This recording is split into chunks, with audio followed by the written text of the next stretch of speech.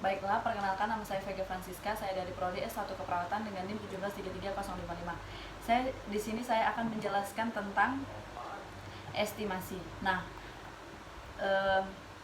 estimasi itu sendiri adalah suatu metode yang dimana kita dapat memperhatikan nilai populasi dengan memakai nilai atau sampel. Estimasi juga merupakan pengukuran terhadap nilai parameter atau populasi yang diketahui berdasarkan informasi dari sampel. Estimasi terdiri dalam beberapa bentuk: estimasi titik, estimasi interval, estimasi rata-rata, dan estimasi populasi. Nah, ada beberapa jenis estimasi yang diantaranya yang pertama itu estimasi titik. Estimasi titik itu merupakan nilai tertentu yang digunakan untuk mengestimasi nilai populasi. Ada 3 kriteria populasi estimasi titik sehingga bisa digunakan untuk membuat keputusan tentang parameter populasi. Nah, yang kedua ada estimasi interval.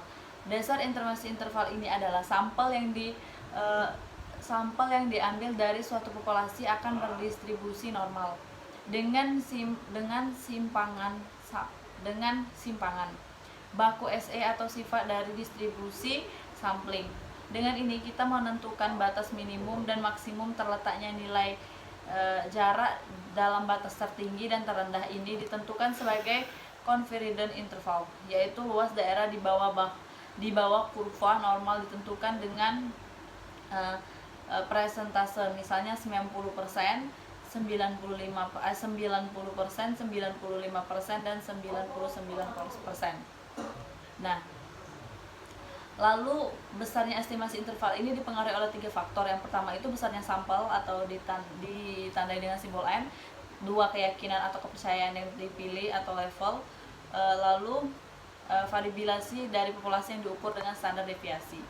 Dari ketiga faktor tersebut, kita dapat menentukan jenis distribusi mana yang digunakan di dalam menghitung estimasi interval. Jika populasi berdistribusi normal, maka pertanyaan berikutnya, apakah standar deviasi dari populasi diketahui atau tidak? Jika diketahui, maka kita menggunakan uji distribusi T. Bila populasi tidak mempunyai distributor normal,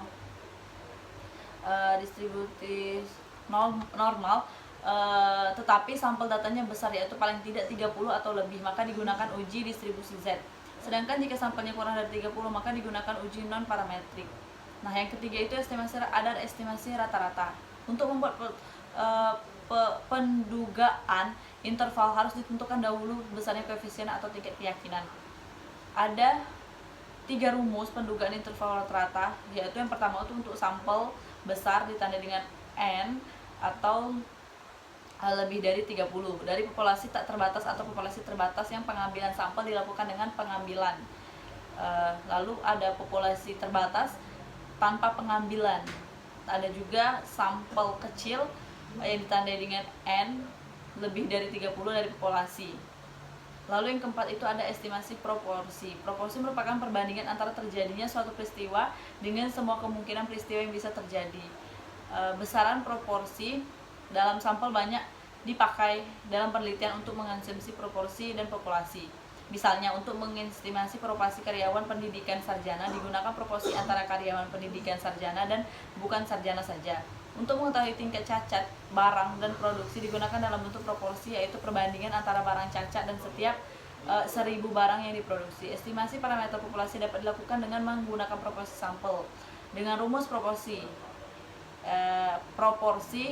populasi, yaitu X per N, sedangkan besaran proporsi sampel dilambangkan dengan P sama dengan X per N. Nah, sekian penjelasan dari saya. Apabila kurang, saya mohon maaf. Terima kasih.